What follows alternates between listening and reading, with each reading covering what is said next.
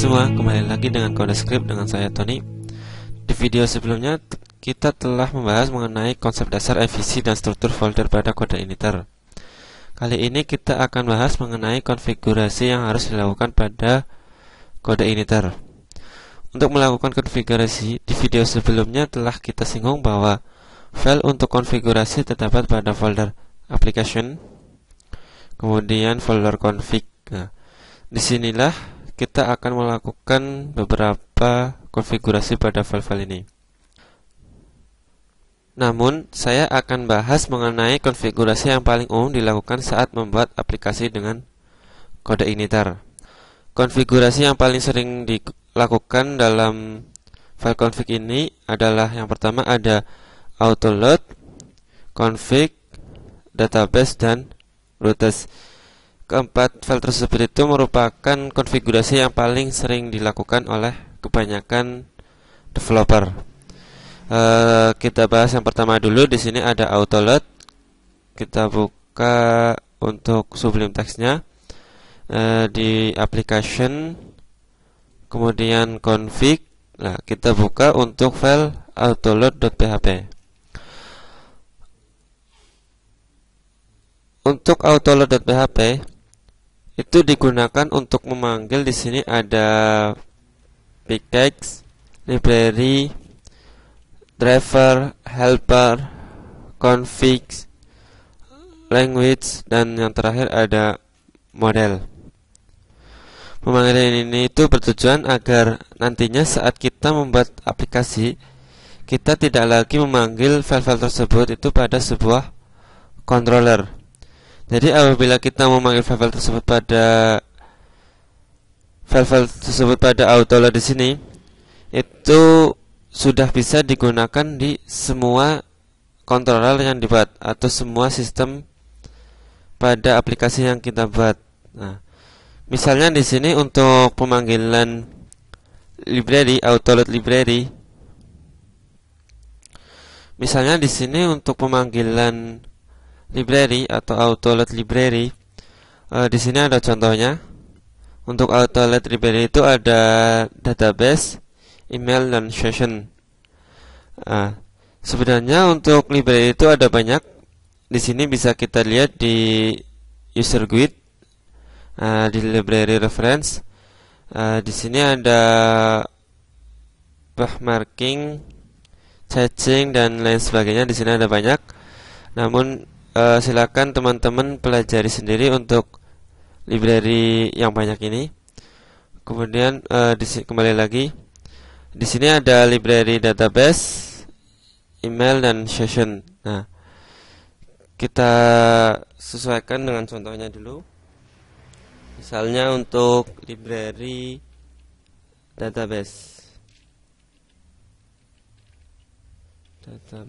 Nah, misalnya kita isikan di sini, maka library database ini tuh secara otomatis telah digunakan di semua sistem aplikasi yang akan kita buat. Nah, untuk library database ini tuh digunakan untuk memanggil kelas database, sehingga kita nantinya itu tidak membuat query seperti query sebagaimana mestinya. Nah, untuk autoload mungkin itu. Kemudian untuk konfigurasi selanjutnya kita buka untuk config.php. Nah, di sini ada beberapa konfigurasi seperti base URL, index PHP, dan sebagainya. Itu ada banyak. Namun di sini yang wajib kita lakukan itu untuk konfigurasi base URL-nya. Base URL itu merupakan URL default dari indeks aplikasi. Kita isikan di sini sesuaikan dengan indeks dari aplikasi yang kita buat. Misalnya contohnya http localhost /codescript/. Ini untuk konfigurasi dari base URL. Kemudian selanjutnya ada konfigurasi database. Ini untuk melakukan koneksi ke database yang kita buat. Di sini ada hostname, username, password, dan database.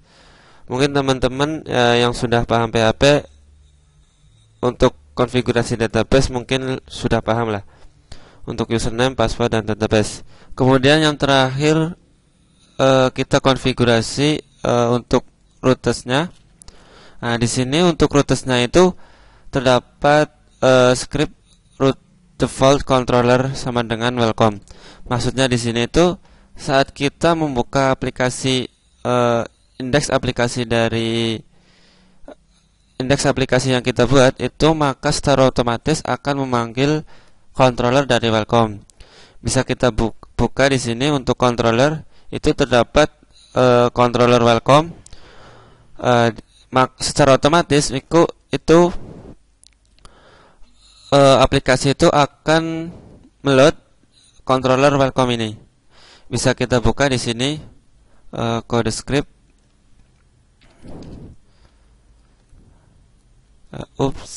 Error. Oh, ini untuk konfigurasi karena di sini auto load library database. Karena di sini library database sudah dipanggil, maka harus database itu harus kita konfigurasi juga. Kita hapus saja di sini. Kita hapus untuk pemanggilan library database. Kemudian ini merupakan controller dari welcome. Bila kita ketikkan di sini index.php welcome, maka hasilnya akan sama karena karena default dari controllernya itu kita arahkan ke controller welcome. Kemudian di sini ada route 404 override. Itu saat tidak ditemukannya halaman, saat tidak ditemukan halaman, maka akan kita arahkan ke controller yang akan kita buat. Ini untuk route 404 override. Kemudian di sini ada translate Euridases. Itu bukan merupakan root, tetapi secara otomatis akan mengubah controller atau metode yang kita buat menjadi sebuah root. Nama controller atau metode yang mengandung tanda strip itu merupakan controller atau metode yang tidak valid. Sehingga saat kita di sini mengubahnya menjadi true,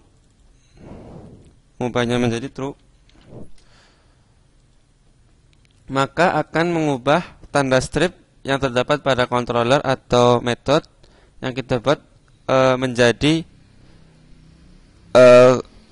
root. Namun di sini untuk translate URI itu jarang digunakan.